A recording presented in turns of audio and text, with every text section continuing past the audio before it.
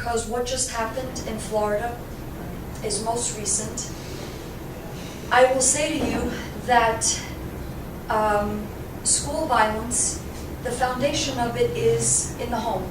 Nicholas Cruz was, there were so many signs, it should have never gotten to the point that it did.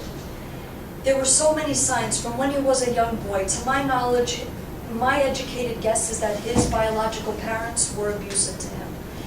Then he was adopted by these other parents, and we don't really know too much about his adoptive parents, to my knowledge anyway, because they're both dead. And I thought that he had killed them, but he didn't. He was violent from a very young age, and I'm fairly certain he was exposed to so much violence, it created a lot of hostility, a lot of rage, a lot of anger, a lot of chaos in his life. He was cutting himself, he was posting on social media. To my knowledge, the cops came to his house 39 times in a 7-year period.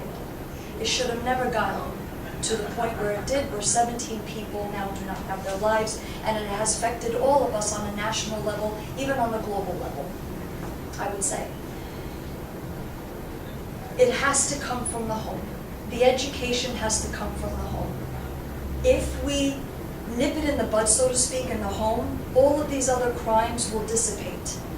And I feel like we haven't resolved it in the home, so now it is bleeding, if you will, into the workplace, into schools, into our airports, movie theaters, into our public places. I hope that makes sense, and I hope that that is a food for thought, if you will.